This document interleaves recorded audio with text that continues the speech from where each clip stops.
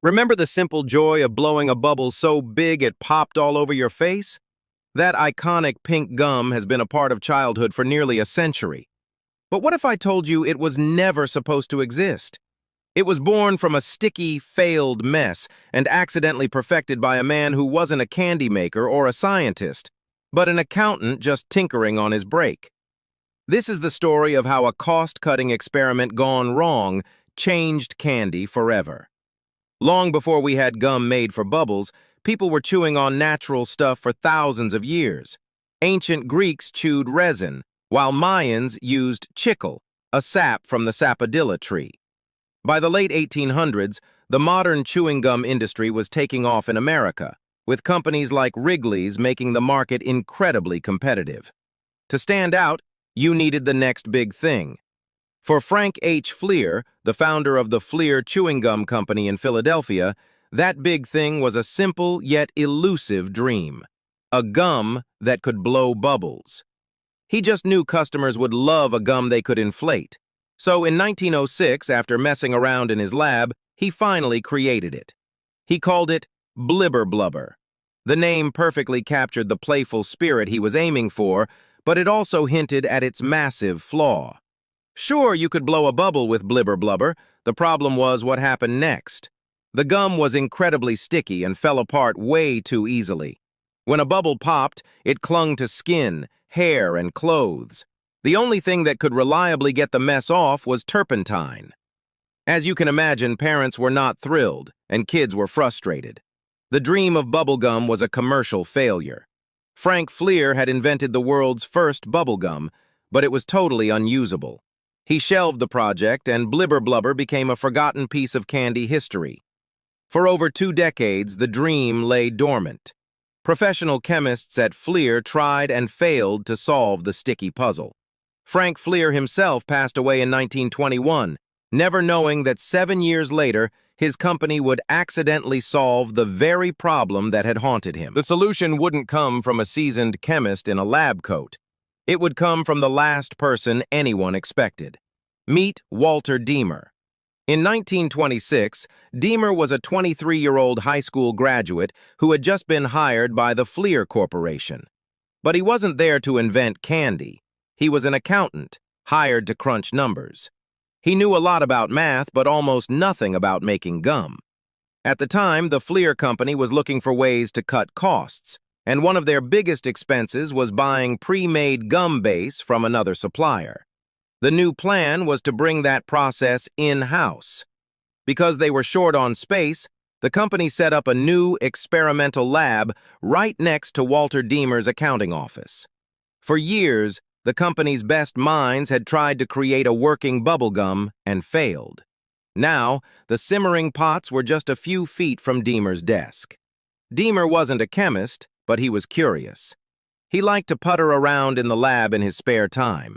His journey from numbers to candy started with a simple request.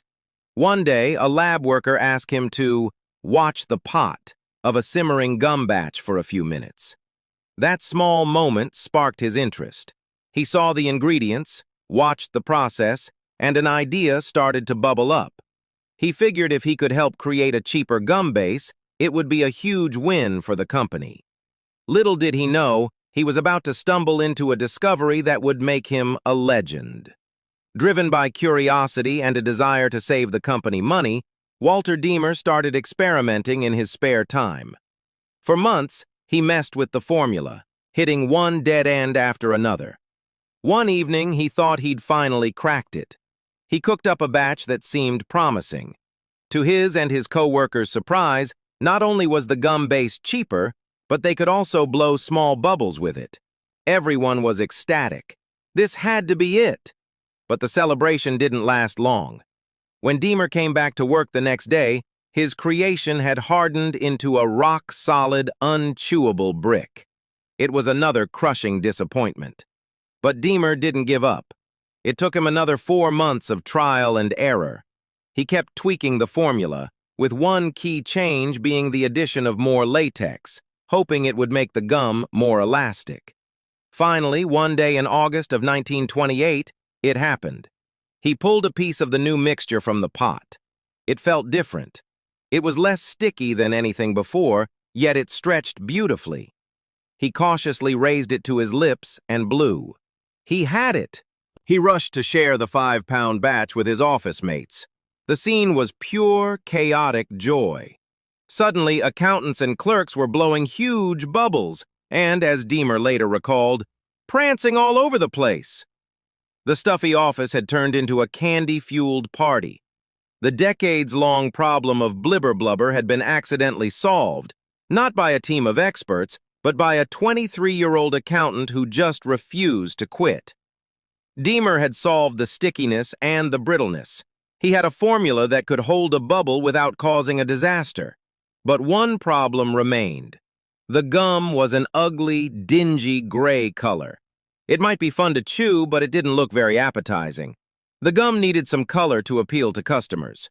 In a moment of pure chance that would define the product for a century, Deemer found the answer. The only food dye available in the entire factory that day was red. They added it to the batch, diluting it to a cheerful shade of pink. And just like that, the iconic color of bubblegum was born.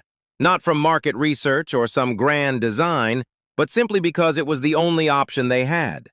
That happy accident set the color standard that nearly all bubblegum makers would follow for generations. The final piece of the puzzle had fallen into place by complete chance. With the formula perfected and the color set, it was time for a test run. On December 26, 1928, employees hand-wrapped 100 pieces of the new gum using a machine meant for saltwater taffy. They needed a name. Someone remarked that the bubbles were far bigger than the old blibber blubber, maybe even double the size. The name stuck. Double Bubble. Priced at just a penny apiece, Deemer himself took the first 100 pieces to a small, local candy store in Philadelphia. But he didn't just drop them off. He spent the day showing kids and customers how to blow bubbles. The reaction was immediate. By the end of the afternoon, every single piece had sold out. Double Bubble was an instant runaway success. In its very first year, sales shot past an incredible $1.5 million, an amount equivalent to over $27 million today. This happened right as the nation was falling into the Great Depression. As it turned out, a cheap treat like a 1-cent piece of gum was an affordable extravagance that families could still justify.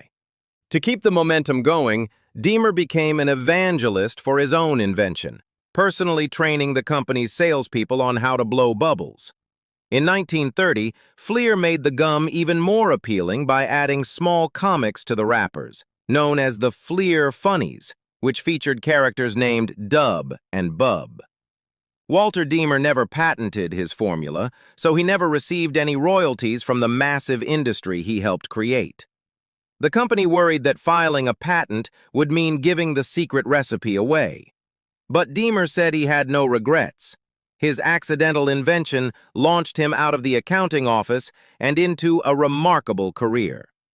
He rose through the ranks at Fleer, eventually becoming senior vice president and a member of the board of directors.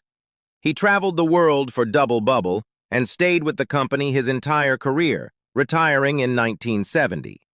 After his wife passed away, Deemer became a beloved figure in his retirement village, where he was known for riding a large tricycle and handing out bubblegum to local children. He passed away in 1998 on his 93rd birthday, the humble accountant who changed the world with a simmering pot and a bit of curiosity. The story of Double Bubble is a great reminder that sometimes the biggest successes come from the most unexpected places. It wasn't a master plan, but a series of happy accidents. What are some of your favorite accidental inventions? Let me know in the comments below. And if you enjoyed this story, make sure to subscribe and hit that notification bell so you don't miss our next video. So, the next time you see that iconic pink candy, remember its chaotic journey. It started as an unsolvable, sticky mess that required turpentine to clean up. It was forgotten for over 20 years until a young accountant, with no formal training, decided to start tinkering. He failed and failed again, before stumbling upon a formula that worked. And in a final stroke of luck, He colored it pink just because it was the only color he had. From a sticky failure to a global phenomenon, the story of bubblegum proves that sometimes the best innovations aren't planned at all. They're just happy accidents. Be sure to like, subscribe, and share this video with your friends so you will receive more obscure facts and stories from the Mundane Mystery Files.